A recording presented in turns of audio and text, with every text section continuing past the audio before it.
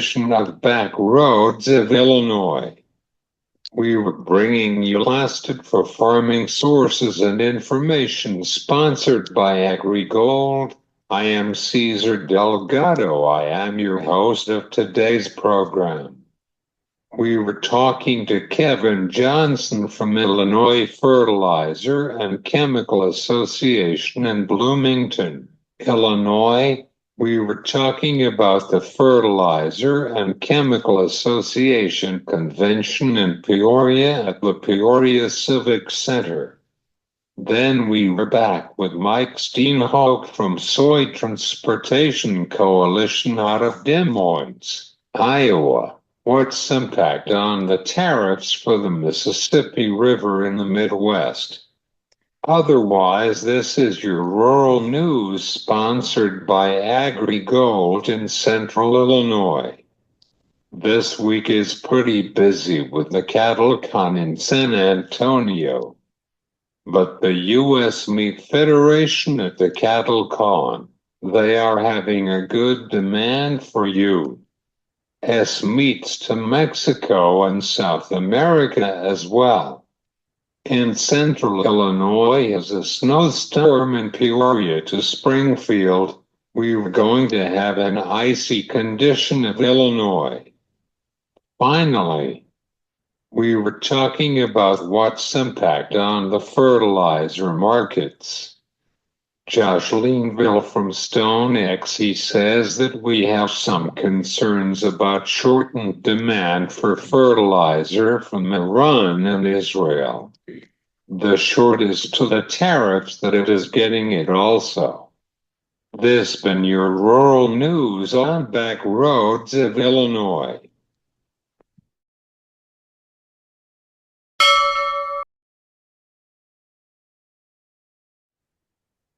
We were talking to Kevin Johnson from Illinois Fertilizer and Chemical Association in Bloomington, Illinois.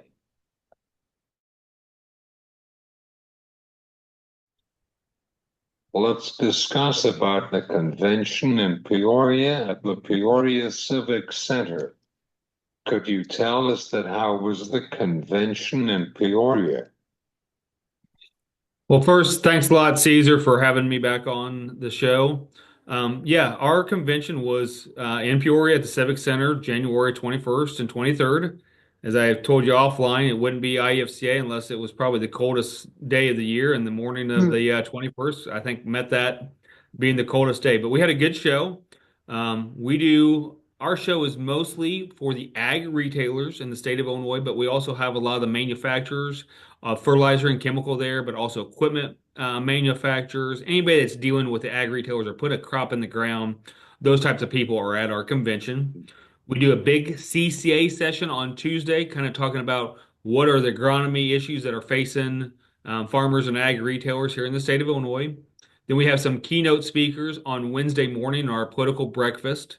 And then Thursday afternoon, we do our big trade show where everybody goes out and kind of see what's the newest and latest, greatest product in the industry. We're trying to finish up those last sales going into spring, and then we do our big pack auction. That was a great event. A lot of great gifts given by a lot of great companies. That went for some good money to go to towards our pack. And then last day is just some regulatory events and our applicator training session. So we had a good crowd. Always looking for more, but it was a good crowd. A lot of good issues talked about. A lot of stuff I think we're going to talk about later on tariffs being talked on the side bar of the hallways at the convention, but a good crowd and a lot of good topics being talked about.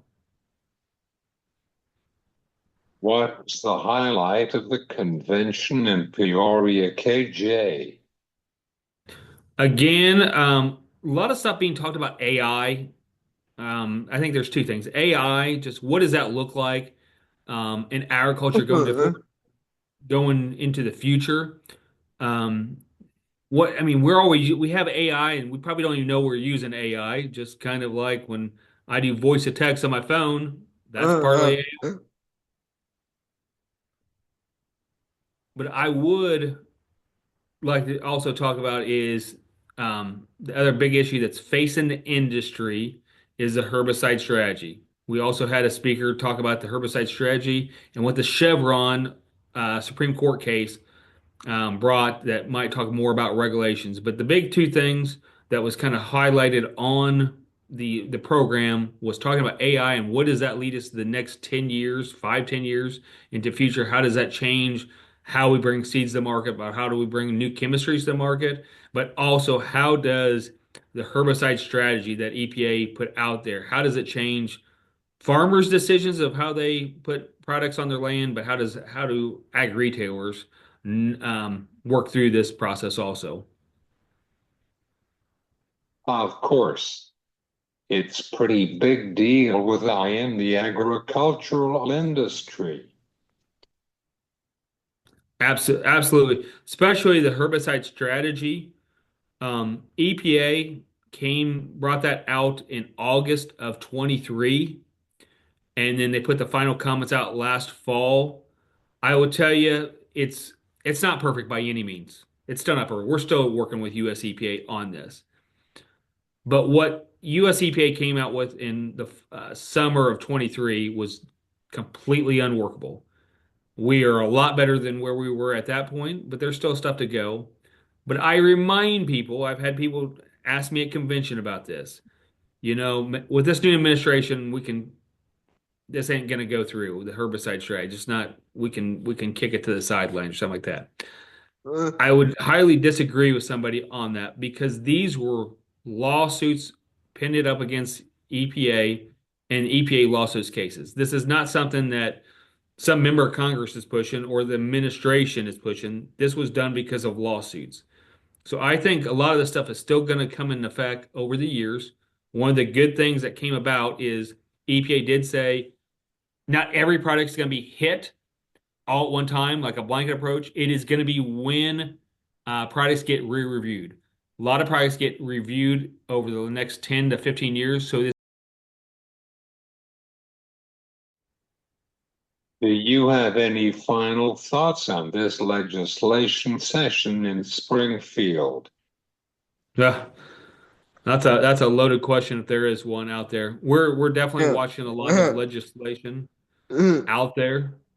Actually, this coming Friday is bill deadline for bills to be introduced. We'll start seeing more legislation. I think there's already close to 3,000 bills introduced in the House. Usually a regular session is 5,000 bills in the House, so there's still more bills coming. One thing I will tell you that we are watching is there is a 240 ester ban out there. We are definitely watching that, but I definitely think there will be more pesticide related legislation out there that we're going to have to watch. And we can come back on another show to talk about that when we see it. But there's one big push I do want to tell your listeners that we are actively pushing on IFCA side. If you have your spray license and that you can spray here in the state of Illinois, you've always had to take a test, and then every 3 years to renew that license, you must take that test over. I mean, every 3 years, you must renew that test to keep your license up. What IFCA is looking and working with the Department of Ag, we're trying to work out details now, is that you can still do that going into the future like you've always have in the past. But what we would like to see is that you can do that, or we would like to see that you can take continuous education classes to keep up your license. We're still working on details, but it'd probably be somewhere in the range of 5 hours a year if you take approved Illinois Department of Ag pesticide education classes. If you keep that up every year, then on that third year, you just got to write a check back for your license. You would not have to take that test every year. Now, we are still working with the Department of Ag on working through those details, and we do have to run that as legislation.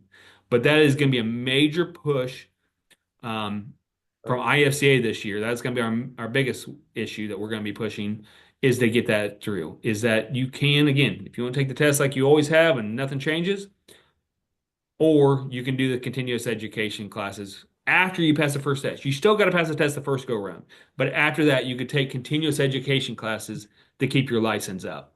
So I think that's a big issue. I think both retailers and farmers would definitely take advantage of that if we get it done. But this is a thing that I think we can get across the finish line this spring session. Aha, yeah, welcome to the land of Lincoln. What days for the herbicides class?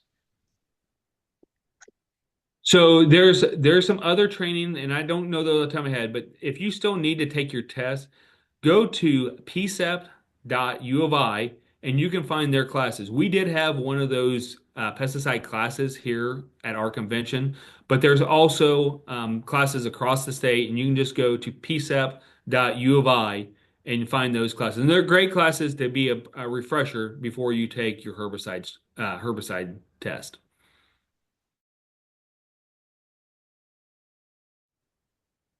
Thanks, KJ. I enjoyed our conversation. I appreciate it always, Caesar. Again, if any of you guys got questions on anything I talked about today, don't hesitate to reach out. Go to our website, ifca.com, or reach out to us at 309-827-2774, and I can try and help out This any is questions you guys Kevin got. Johnson from Illinois Fertilizer and Chemical Association in Bloomington. We were back with Mike Steinhooek from Soy Transportation Coalition out of Des Moines, Iowa.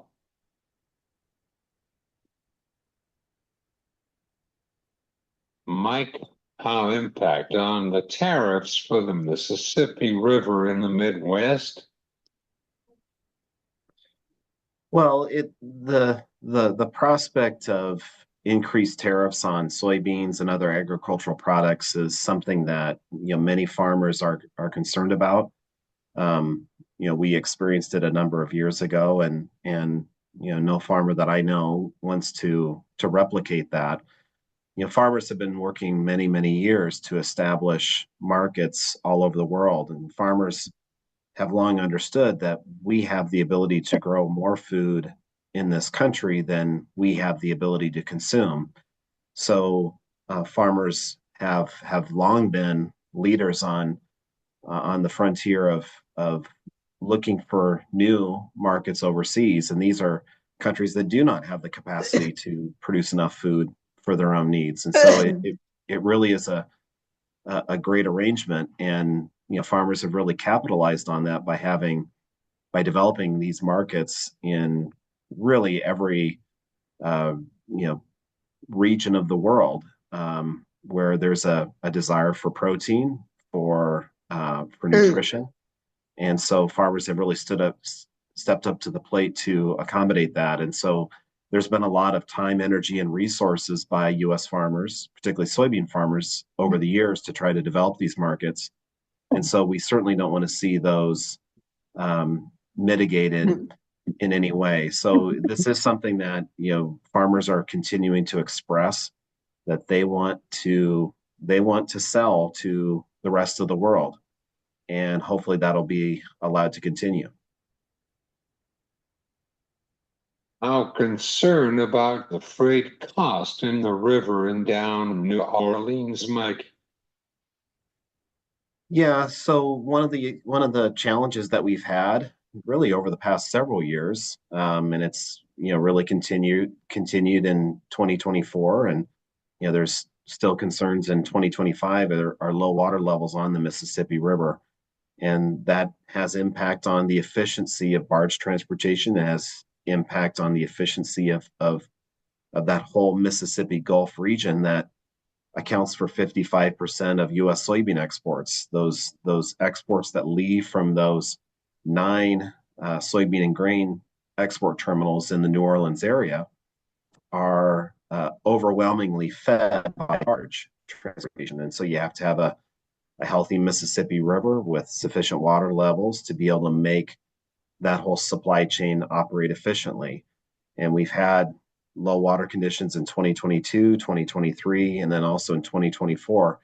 Fortunately, there has been a bit of a rebound in water levels on the Mississippi River. It first started in late October, where during the month of November, we received a considerable amount of rainfall. So that helped recharge the system to an extent. But then, it doesn't really take long for water levels to retreat when you have an elongated period of dry weather.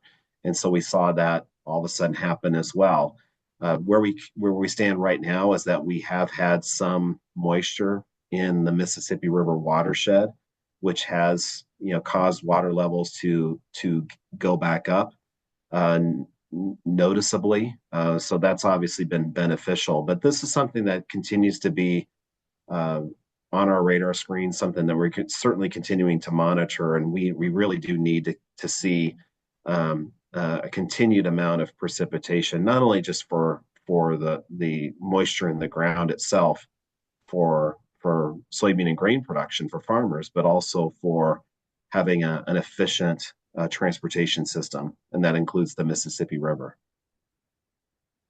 Yeah, we'll see for next couple months. Yeah, this is a time of the year What is where the you exports really of the do see demand water for levels get soybean? recharged.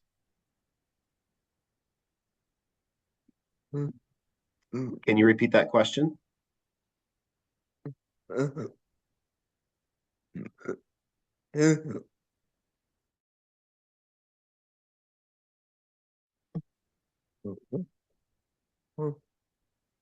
I'm sorry, go ahead with your thoughts. Yeah, so this is this is the time of the year in the early few months of a calendar year, and particularly during the spring, where you do really need to see a consistent amount of precipitation to really help elevate these water levels on the Mississippi River and other rivers like the Illinois River, like the Ohio River, um, because what's pretty consistent is that then during the summer months you'll have a gradual decrease in water levels because naturally the summer is more dry than the spring.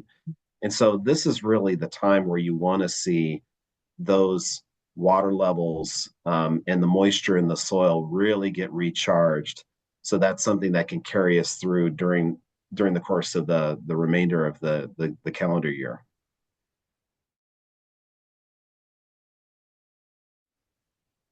What is the exports of the demand for soybeans for China?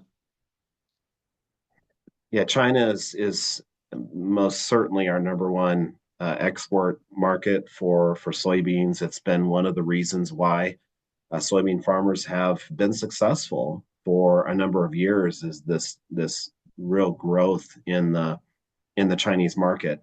Um, and we've had soybean farmers from the United States visit China many times over the past number of years, and really helping establish, first of all, and then also to sustain that important market for us.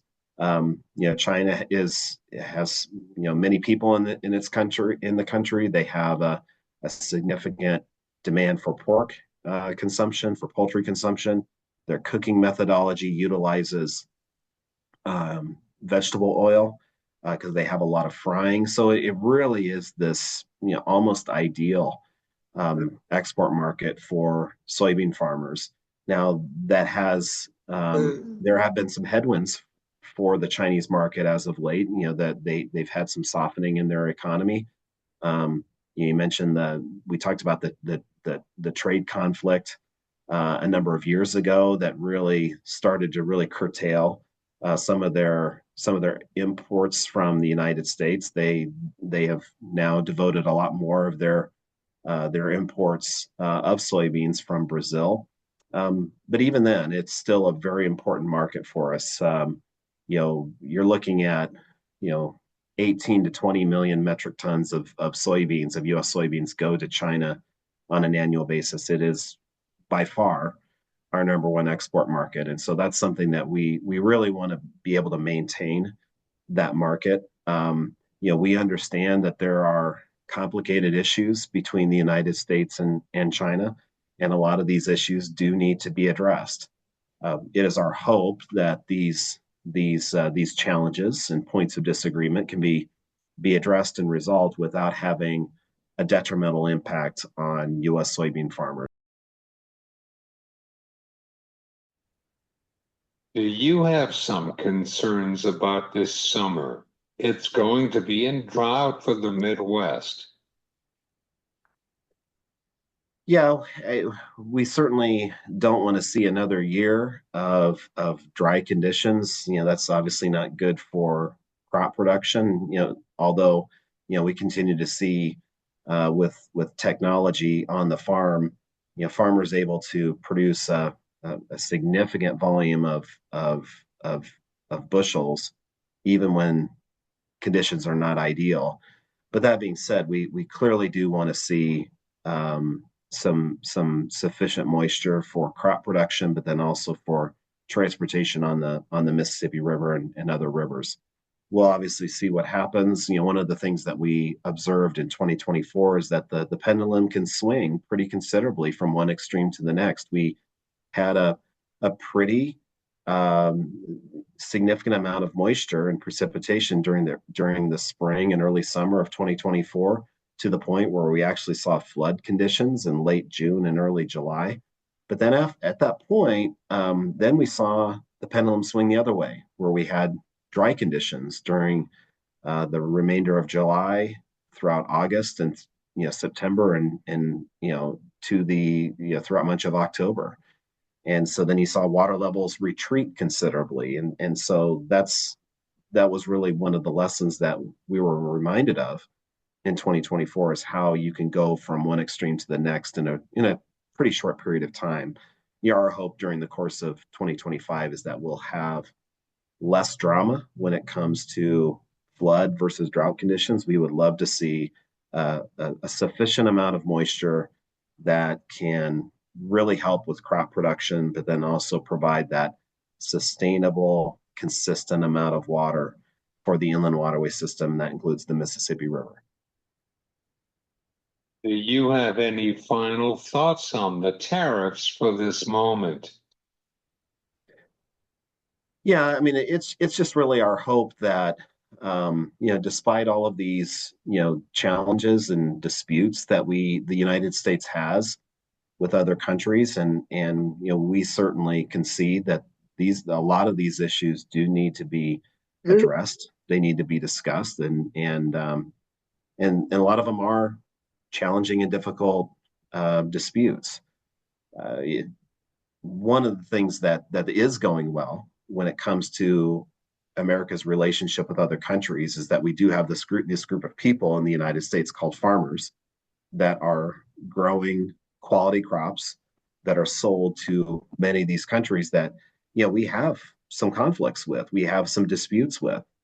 And it seems to me that's one of the things that you don't want to disrupt in any way. You want to continue to allow that to occur. You want to facilitate that as much as possible. And so that's something that, again, in the midst of these complicated negotiations and disputes that we have with these other countries, let's keep maintaining what's going well, and that is farmers in the United States growing a crop and delivering it to customers overseas. That's right. It is pretty important to our economy. Yeah, it's not only just obviously important to farmers themselves, but just how much of the broader agricultural economy benefits when you've got farmers that are profitable, that allows so many other industries to be profitable as well. Things like manufacturing of farm machinery, for other products that are on the farm, rural lending. There's all of these, seed technology, fertilizer. There's all of these industries that really will benefit if you've got farmers themselves that are profitable. And so we want to see that continue at all possible cost.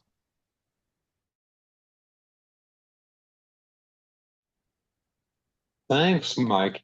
I enjoyed our conversation for today. This is Mike Steinhooek from Soy Transportation Coalition on Back Roads of Illinois. Well, thanks, Caesar. It's always a pleasure visiting with you. Thanks to Kevin Johnson from Illinois Fertilizer and Chemical Association and Mike Steinhooek from Soy Transportation Coalition. This been Back Roads of Illinois. I am Cesar Delgado. You have a great day.